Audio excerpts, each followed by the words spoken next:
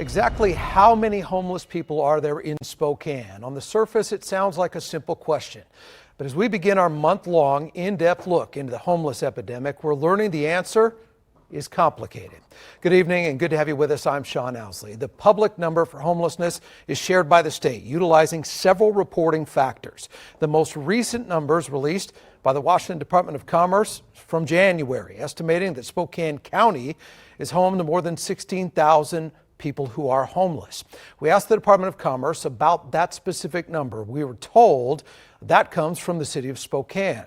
Nonstop Local's Dimitri Maragos reached out to city officials. Their response, the issue of homelessness is much more nuanced than the numbers tell. But for local business owners, the crisis is now embedded in their daily lives. It's simply a snapshot and is not necessarily a completely accurate reflection of what's happening. It's almost like a shot in the face. After talking to business owners for months in downtown Spokane, there seems to be a constant. It felt safe, but it has changed. The homeless population. Absolutely. Mimi Ewers owns Ballet Arts Academy. She's describing the reality of running a business on Pacific Avenue. To use a really easy word, scary. The most frequent number of dials is crime check. Typically, it has been at least 2 times a day on a good day. But despite yours real-world daily experience, on paper, it's a different story.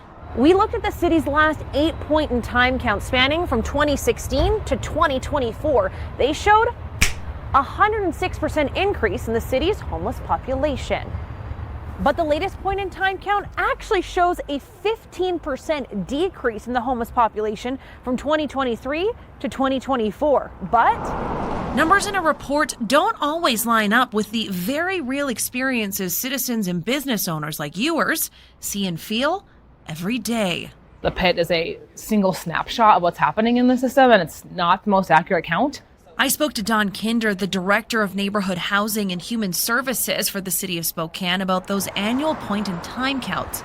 And counting in January is not necessarily going to be the same as what we would expect to see in July. This is due to various factors. There's human error anytime that we're using humans to collect data. Kinder doesn't put too much faith in their accuracy. It's possible to be duplicating or missing people entirely. So that 15% decrease we've seen over the last year is taken with a grain of salt. We came into office and there was no warming center plan. So we stood that up very quickly and added quite a few beds. And between those two things, I think we saw the shift in the count from 23 to 24. The city's other point-in-time concern? The point-in-time data doesn't tell us anything about how the system's working.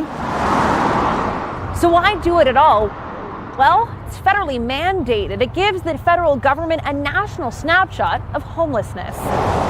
As for the city, they use data from the Homeless Management Information System, and that data isn't available to the public. Still, Kinder agrees the city is at a critical crossroads. Is there a crisis? Yes. Is it around homelessness exclusively? Absolutely not. She explains it's a crisis on 2 fronts, homelessness and the opioid epidemic. The homeless system was built to address housing. It was not built to address addiction. And funding is at the forefront. 95% of the money used to address homelessness comes from the state and federal government. It's 100% of the challenge. And those funds come with regulations on how the money is spent. Any dollar that I spend on shelter has to be at a low barrier level. We all want things to be better. So nearly a year into Mayor Brown's administration, what's the path forward to align the data points of homelessness going on with the reality of business owners like yours? What is it going to happen before somebody takes action? What are we waiting for?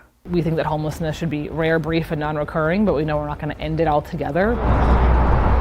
In Spokane, Dimitri Maragos, Nonstop Local.